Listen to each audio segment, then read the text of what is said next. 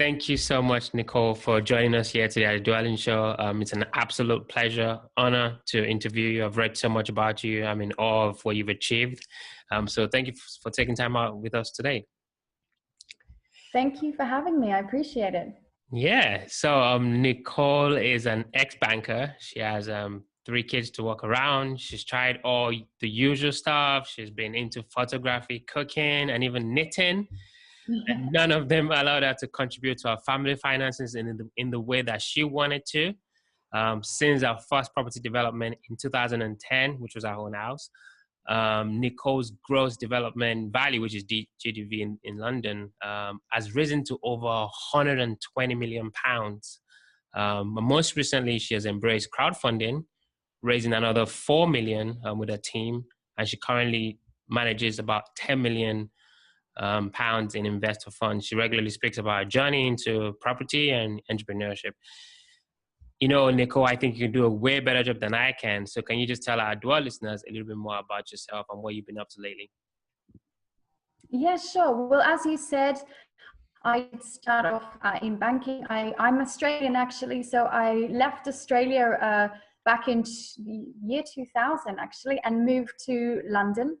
And it was always my dream to work in banking in London. So followed my dream, came over and realized it was very hard. It was when the tech bubble burst and it was very difficult to get jobs in London. But I persisted and I ended up getting a great job with a very large fund manager, which I thoroughly enjoyed. Then we moved to the US, actually. So we moved to New York and lived in New York for a couple of years in 2007 and 8. And as you know, there was the big financial crisis in 2008 in September. I actually started at Goldman Sachs on the day Lehman Brothers folded. So yeah, that was a very interesting day to work on Wall Street, just as the whole banking system was crumbling. So after that, we decided that it was better if we moved back to London. It was a bit more stable for us. So we moved back to London, and by then I was pregnant with my second child. My first child's actually an American citizen. He was born in the US. And so I was then pregnant with my second. And it was at that point that I realized that it was very difficult for me to get back into banking the way that I had previously. It was just, the market was very different. 2 of us couldn't travel and look after the children. So that's when I started looking for things to do, as you said. And I tried all sorts of things before finally settling on property and then going on to have a 3rd child as well. Yeah, so as for what I'm doing now, you've summarized it very well, Duran. It's lots of properties, doing about 11 projects at the moment all across London, from single flats through to building out 48 flats near Luton Airport, which you may be familiar with, one of the major airports in London. Just building out hundreds of flats at the moment across London. Wow, fantastic, fascinating. I mean, there's a ton of stuff in there, and I definitely want to dive a little bit more into that. So your first deal, it was your own home, right? Yes. So if I'm a stay-at-home mom, or even just another guy just trying to do something similar to what you're doing, I mean, I can totally relate, because my wife, we just had our baby. She's 3 months old, and she's obviously, congratulations. Thank you so much. And she's at home, obviously helping to build Dwelling. We're working together on that. So what would you say to someone like that, and they're looking to do this at a bigger scale, right? Like development. How was that transition like from your first home to kind of where you're at? It's really about starting small, and perhaps starting with your own home, because obviously here in the UK anyway, I'm not sure about the tax system in the US, but it is the most efficient way of developing a property because there's no capital gains tax. So it's a very efficient way of doing it. And also, if you muck up on your own home, you just have to live with it. If you muck up on something that you're doing with an investor or with a partner, then that's quite difficult. So start on your own home. Or another way to do it is, if you've got a portfolio of properties, just a couple that you might rent out, for example, have a look at some ways that you can add value to those particular properties, and perhaps do some small works to those initially, just to get a flavor of what it's like to work with various contractors and tradespeople. And just it really gives you a good taste. But that's how I would do it, is just to start small, because so many people want to start really quickly at this, and it's not how it works. So that would be the first thing, is just to start very small. Start perhaps on your own property or the properties you own now. And then secondly is to look for a very good partner who you can partner with, perhaps has more experience than you. And that way you can learn from them. It's very easy to piggyback off their success, and that way you can learn as you go along. So that would be my second piece of advice. Okay, awesome. So, definitely starting with your own home, something that if you do, like you said, mock up, you can still kind of live with it, get a good partner. So let's zoom in at a tactical level, right? How do you actually in real life build such a successful business from your own home? So, I mean, I think we call it refinance here, remortgage in the UK. How does that actually work? It's exactly what you're saying, refinance. So we didn't have a mortgage, so we then went and got a mortgage so I could take some money out of our home, and we also sold another flat that we owned as well to give me the equity to start my business. And that and then I didn't realize that I could actually borrow money from a bank to do a renovation, as I just didn't even know that existed when I first started. So I had to put all the cash up in my first development. So yes, it's just about getting the cash. That's always the most difficult part. And again, taking money out of your own home, it's not without risk. So I wouldn't encourage doing it too aggressively. But if you can take maybe half the value of your home out as equity, then it's a very efficient way, because interest rates across the US and the UK at the moment are very low. So it is a tax efficient and a cheaper way of doing it at the moment. And that will allow you to have the cash to then do the developments that you require. There's definitely a few, bits I want us to touch on. But before I go away from the deals, what about we talk about an example of a deal? Maybe say your second deal, and we can talk numbers, just kind of give our dual listeners an idea. Yeah, sure. So my first project I bought for £1.1 million.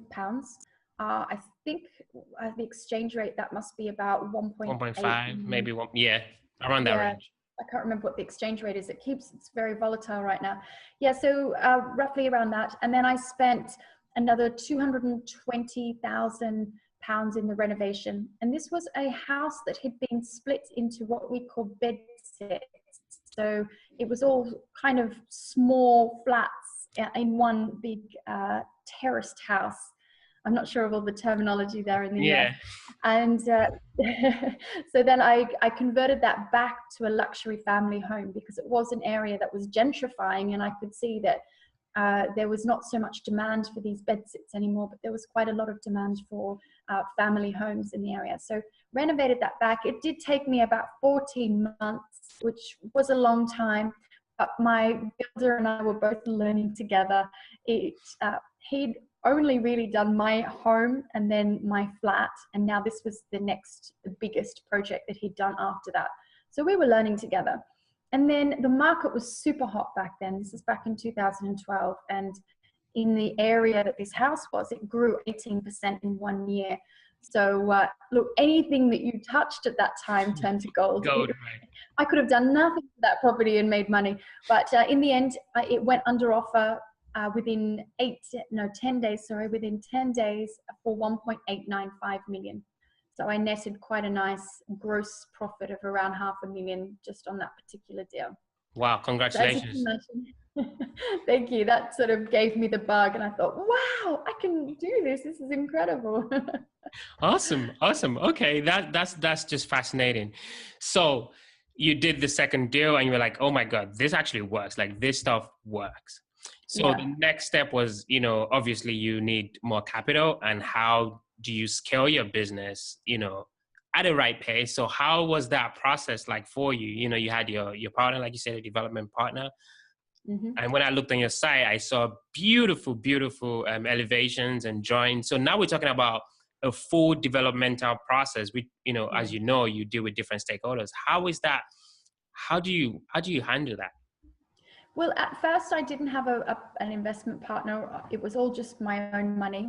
And what I found was happening is it takes a long time to buy and sell a property. Here, there's weeks of conveyancing and legals that you have to go through before you physically own that property.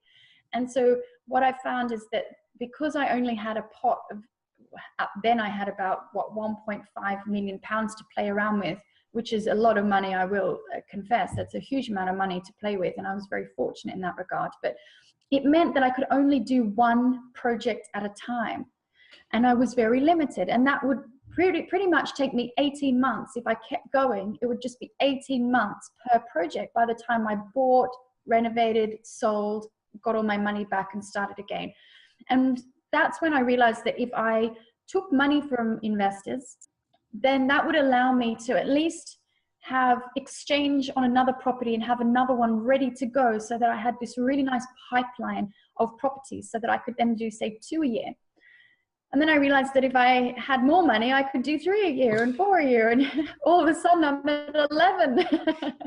So it was just about finding that business partner, Avi, his name is, who is very experienced at this, and realizing quite early on that he had the experience in the construction. And so while initially for the first couple of years I was running a construction team and he was also running a construction team, we very quickly realized that actually it was more efficient if he ran the construction side and I ran pretty much everything else.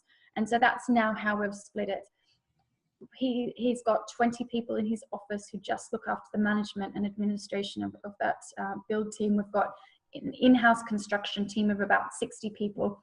And then on my side of the business, I've got, there's 4 of us who look after the branding, marketing, the architecture, the investor fundraising. management for sure. Yeah, exactly. Investor relations, all of that sort of thing, which I can also touch on if we discuss crowdfunding, which is another big thing that I've been doing. So look, it really does take quite a while to scale up to that. And that's why I said, if you can find yourself a really good partner who has that sort of experience, then you can just piggyback straight off their success, and that will help you scale up. But again, there's nothing wrong with doing it more systematically and doing 1 or 2 a year with just a little bit of extra help from investors. Thank you so much for that. There's a lot of good content in there. There's also something that, we hear a lot in the real estate investing world, maybe not so much in the UK, but definitely here in the US. A lot of women see real estate as a man's game, right? Like, it's hard to talk to the tradesmen or the contractors because they're going to look at you and say, well, they're just going to charge you more, or they might not respect you. How has that been for you? I mean, clearly you've been successful, very successful. Is that really true that there's a perception that women can, do this as well as men? Yes, unfortunately it is. And even now, just yesterday I had an experience where I was on the phone with a solicitor. We're on a big conference call, and this solicitor was quite, I thought, quite rude to me because I am a woman. And he sort of said, there, just leave this to the big men to look after. So it's not just limited to trades. It's all sorts of people will sort of say, well, you don't understand. What do you know about this? And I think it can happen across any profession. And I tend to just shrug it off and not take it personally. That's their problem. Yes, you're going to get it. You're going to get people who disrespect you because you are a woman or whatever you are. But I think the best thing is just to prove them wrong and show them that you are successful because you are doing this and you're getting the results that you say that you're getting, and you're living the life that is apparent that you are successful. So there's nothing like success to shut people up. Right. I love it. And so,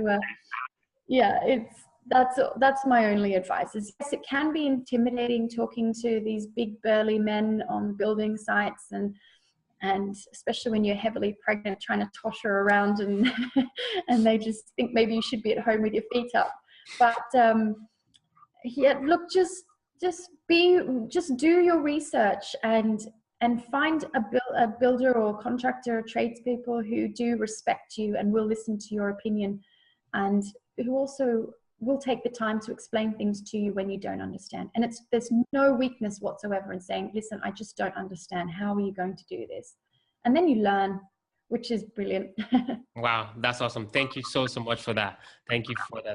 That's really insightful, because I'm sure some of our dual listeners are thinking, oh my God, Nicole is doing so well, in the UK. How can I do this? I want to be like her here in the US.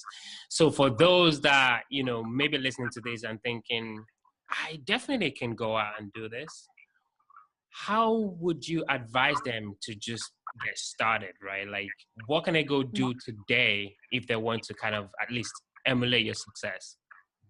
Yeah, well, first of all, is just to get out and meet people. So go out. I'm sure there are lots of property networking meetups that you can go to. Get yourself educated, listen to podcasts such as yours.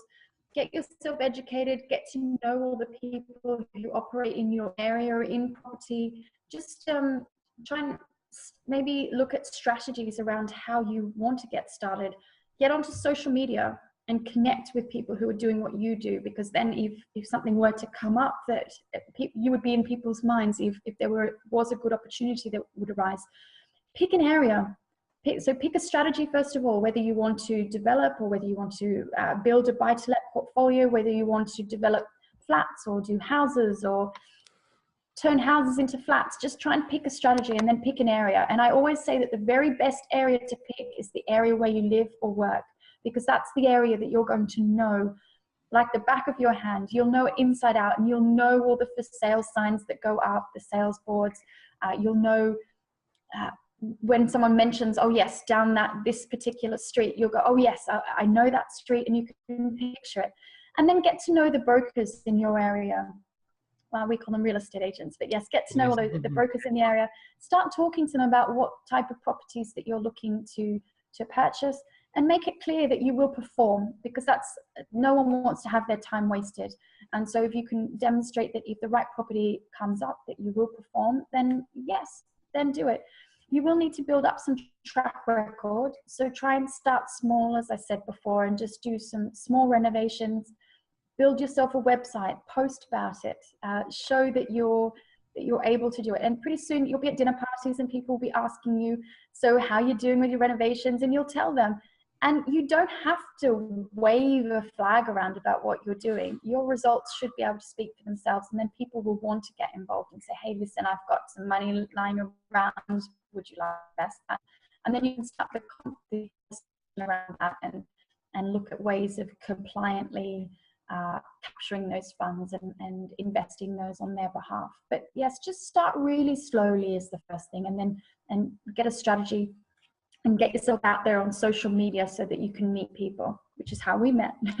Yeah, I was going to say that's exactly how we met, which was very, very interesting, because I have tried to reach out a couple of times, and I know you're super busy. So that was very, very helpful that you did get back to me. So thank you for that. No problem. So before we go into the quick round, I've got a couple more questions. So do you actually mentor other investors in London? Yes, I do. I have a few people who I mentor. I don't sort of make a big deal out of it because I don't have that much time, but I do enjoy it. I quite like it. So I do a 3-month program that Marina, who works with me as my business development manager, she's put together. And it's very much an accelerator where we try and take people from where they currently are to a place hopefully above that within a 3-month period. And so it's quite intense. And we meet up and we go over a very set program of how they do that, looking at their branding and different ways of appraising deals and etc. So yes, I do. That's the long answer. Okay, that's awesome. And your book is also coming out soon. Can you tell us a little bit more about that? This is my mum's copy. I haven't missed her. It's the only copy I have here, actually. That's my book, Bricking It, from stay-at-home mum to millions in property. And yeah, it's out now on Amazon, and it's performing well. I think it's at number 40 in Entrepreneurs Books. It's available in the US as well on Amazon.com. So yeah, I'm blown away actually. Every time I see it, I go, oh my goodness, that's my book. Wow. Wow, So that was a bit of congratulations. a dream. Thank you. Yeah, so yeah, very excited that that's now published and available. Superb. Congratulations. So we're definitely dwelling into the quick round. So it's going to be quick Okay. questions, quick answer. Okay. First question is, what is the differentiating factor or the differentiating trait that sets Nicole apart from the next, girl or the next guy? My desire and willingness to work damn hard. Awesome. Awesome. What was the last book that you read, and what was the one thing that you learned from it? 24 Assets by Daniel Priestley. And I learned more than one thing about it, but it's just about how you have so many more assets within your business than you realize that you do. And it's about trying to capture all those assets and make and see their real value. So your IP assets, your product assets, your branding assets, you are your own asset. So that's 24 Assets by Daniel Priestley. It's very, very good. He's Awesome. also got an excellent one called Oversubscribed, which is about why some restaurants have queues when their food's exactly the same as another one that has no queue. And that one's brilliant, brilliant book. Wow, we definitely have that in the show notes for the dual listeners. Fascinating stuff. Yeah. Last question. You've got East 8 running fantastically well. You're developing a lot of, I went to your website, you have a whole, slew of projects going on. What do you do for fun? I love sports. So I love running and yoga and skiing and fitness. I just came back from a girls' weekend in Ibiza doing healthy eating, fitness, and then a little bit of partying at the end, of course. I enjoy hanging out with my kids, traveling. I spent 5 weeks of summer just traveling around Europe with my kids, so I love to do that. Yeah, reading, gardening, hanging out with my family. Yeah, but work's fun as well. When it's your own business, it's fun. Mm-hmm. I've heard that a lot. I'm interviewing Martin Skinner, and he said something similar too. So yeah, definitely. Yeah. Well, Yeah, Nicole, yeah, thank you so much. I had an awesome time, and maybe when I come over across the pond, or maybe even hopefully in the next year, maybe we'll get to meet in person. Thank you so much. I really appreciate your time. Thank you very much. I appreciate yours too. Thank you.